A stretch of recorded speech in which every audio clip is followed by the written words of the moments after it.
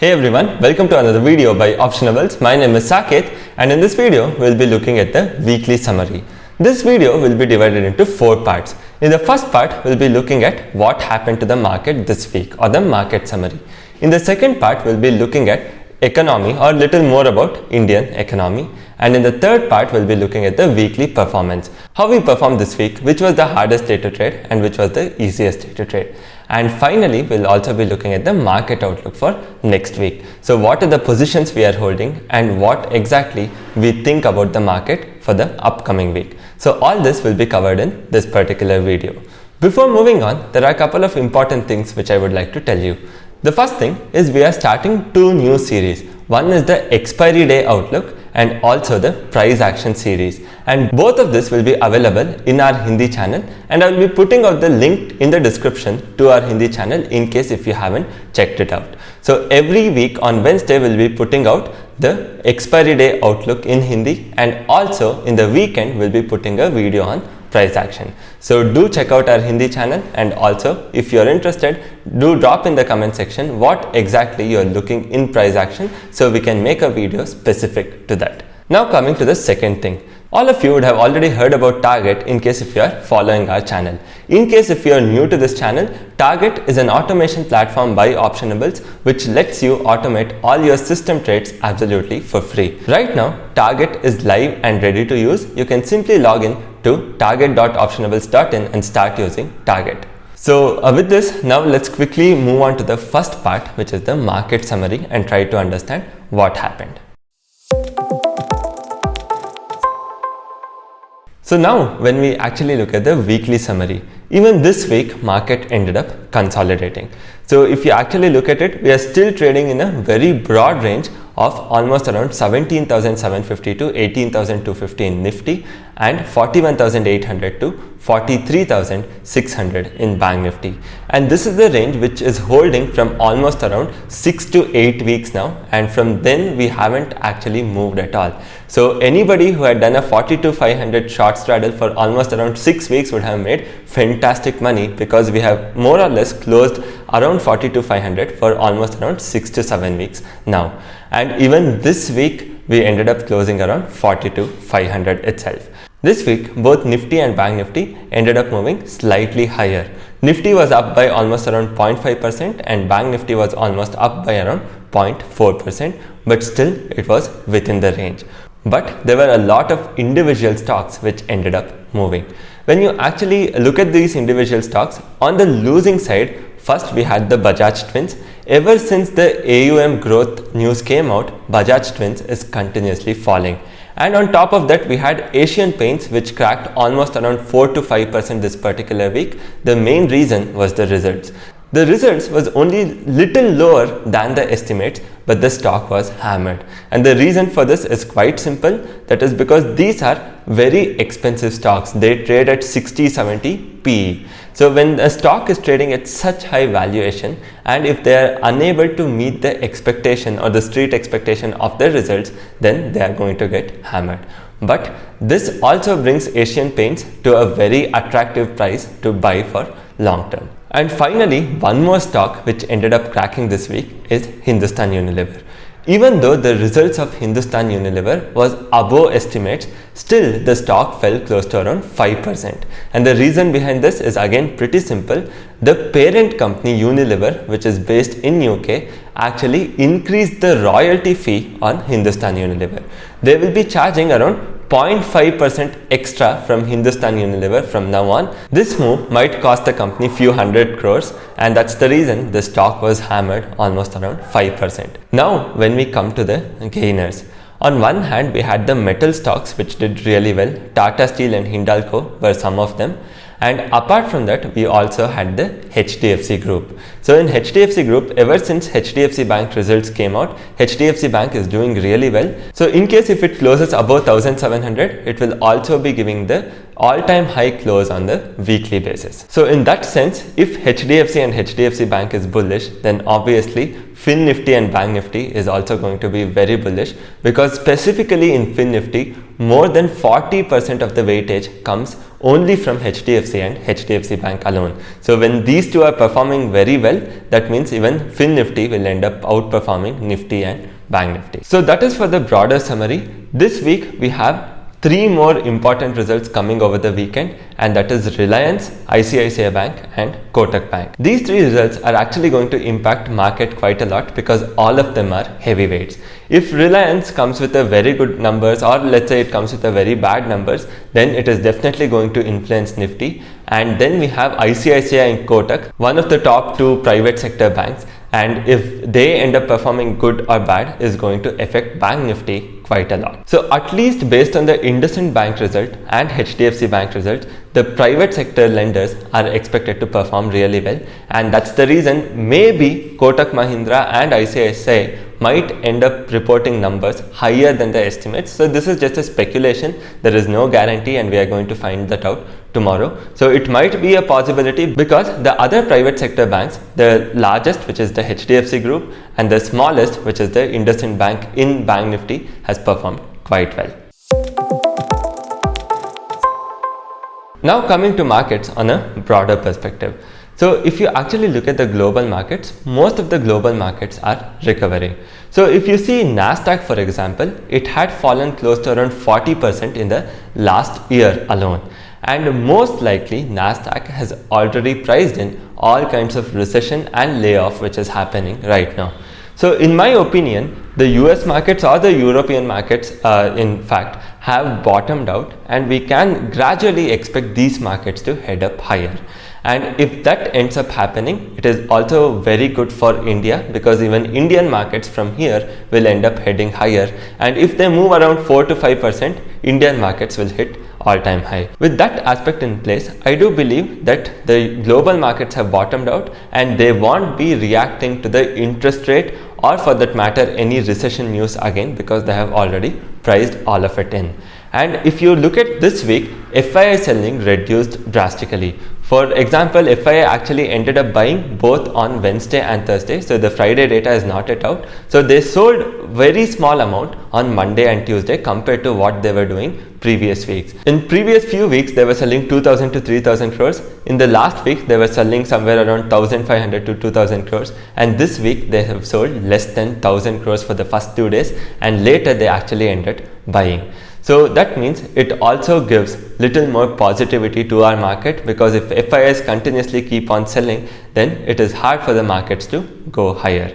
On the other hand, we had DIIs. Whenever FIIs sell, we have DIIs who come and support the market, and whenever FIIs buy, DIIs will sell lesser than what FIIs have bought, thereby again pushing the market or helping the markets to go higher. So this is the FII DII scenario right now, or the institutional activity for this particular week, and we hope that the same thing continues even in the next week. So this can lead Nifty or Bank Nifty to break this broader range and head higher from there.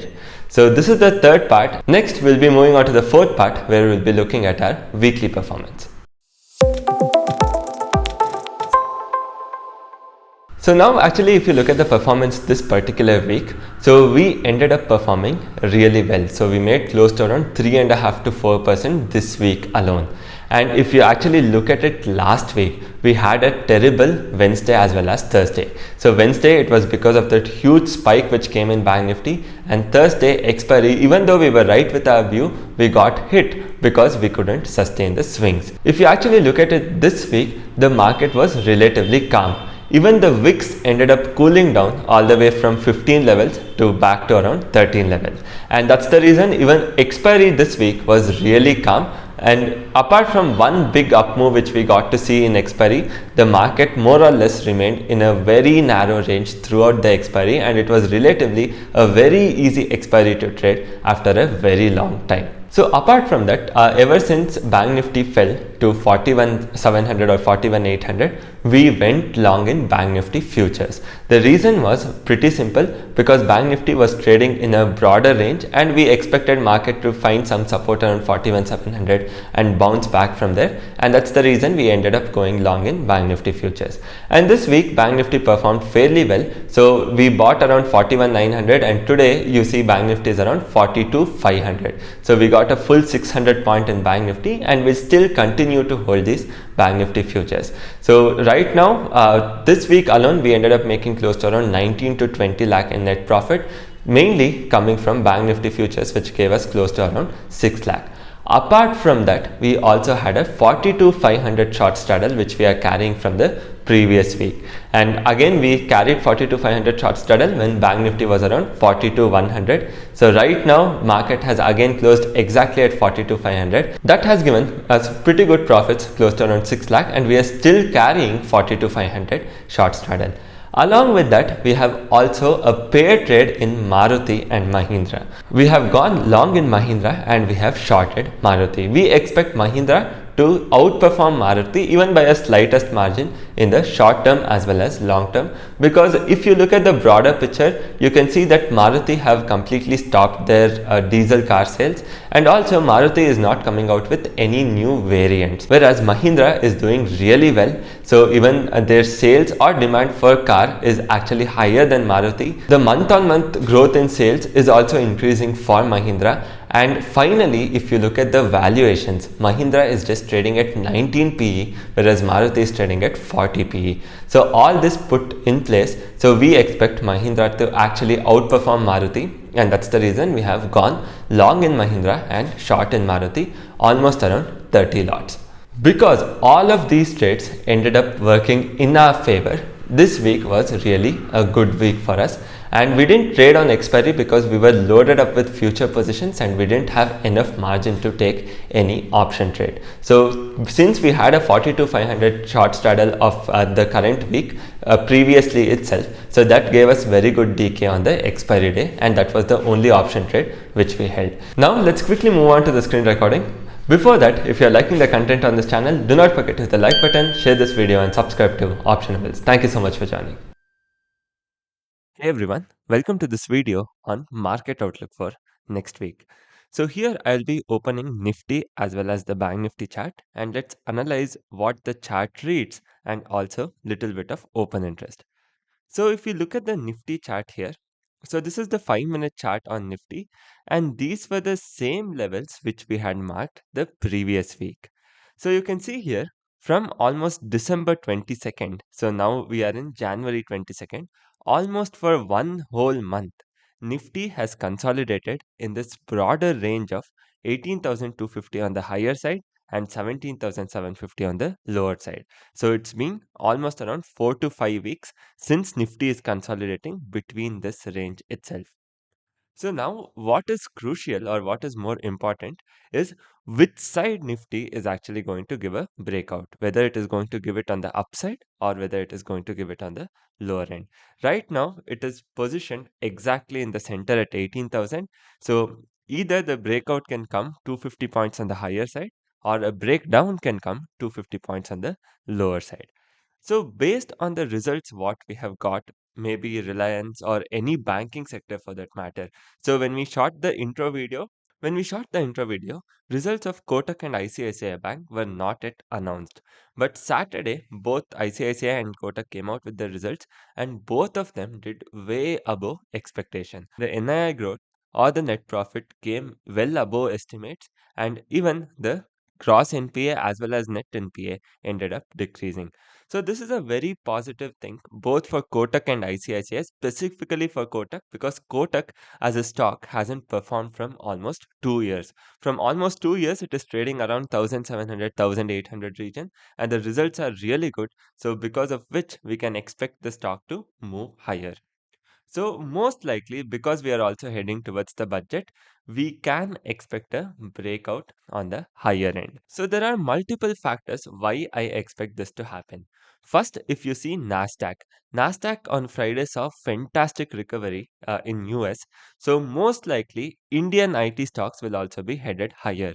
So not just that, all the Indian IT stocks results are way above expectation. If you see Infosys, HCL, everything came above expectation, and that's the reason most likely IT will be heading higher. When you look at the banking sector, HDFC, Kotak, ICICI, everything has come out with very good results, and most likely even banking sector will end up going higher. And on top of that, if you look at the FII DI data, FIIs have reduced selling, and in fact they actually started buying towards the end also. And this is another positive thing what we have to make a note of. Because of positive global cues, good results, FIIs buying, and budget. So most likely will be breaking out on the higher side. This is my personal opinion. So when we look at Bank Nifty, even with Bank Nifty, we are trading in a very broad range. So you can see almost from 16th of December, it's been well over 1 month that we are trading in the range of 41,700 to 43,500. So you can consider 43,500 or even 43,600. So this is the broader range in which we are trading. And the thing is, you can see when we look at even more shorter time frame, right? So actually, when I look at from 6th or 5th of January, you can see that we are facing some kind of resistance around 42,720. In case if we end up breaking 42,720, very likely we'll be heading towards 43,300 or 43,400. So in the short term, this is acting as a very strong resistance. So you can see here 1, 2, 3, 4, 5. It's almost 5 times we have tested 42,700, unable to break it, and we have come down. Because we have good global cues, because we have FII buying and good results, most likely we might end up breaking on the higher side. In case if we do that, very easily we can go bullish on Bank Nifty and carry a bullish position. So this is what chart is telling. So right now we are still stuck in the broader range. Just to give you a summary, we are still stuck in the broader range in both Nifty and Bank Nifty. So in Nifty, the broader range is 18,250 to 17,750. In Bank Nifty, the broader range is 41,700 to 43,600. So till we are out of this broad range of consolidation, we don't have a clear trend. But looking at the current market conditions, we might expect that it is more likely will be heading higher than lower. So I might be totally wrong with the view, but based on the view we are having, right now we are carrying a bullish position, and let me show you that. So you can see it right over here. One, we have Nifty Jan future long 2400 quantity. Another one, we have Bank Nifty February future long, which is another 2400 quantity. Plus we have Axis Bank future long, which is another 19,200 quantity. Plus we have a pair trade. So pair trade in Maruti as well as Mahindra. So you can see Maruti, we are short on 4,300 quantity, and Mahindra, we are long on 30,000 quantity. Plus, I have also ended up hedging the futures. So, Nifty, I have purchased 17,900 as hedge, and Bank Nifty, I have purchased 42,100 as hedge. So, as you can see here, right now, this Maruti and Mahindra trade is giving us a profit of close to around 3.5 lakh. So, the day I exit Maruti and Mahindra pair trade, I'll be making a detailed video on why exactly we entered this trade and when did we exit and why did we exit. I am not sure whether this trade is going to go to a profit or a loss because we have results also coming up. So this trade might end in a profit or a loss. So that is something which time is going to tell us. But I'll be making a detailed video once we are out of this trade. So as of now, this is the outlook what we have for the next week. And with this, we also come to the end of this video. I hope this video was informative and you got to take something out of it. If so, then do not forget to hit the like button, share this video and subscribe to Optionables. Thank you so much for joining.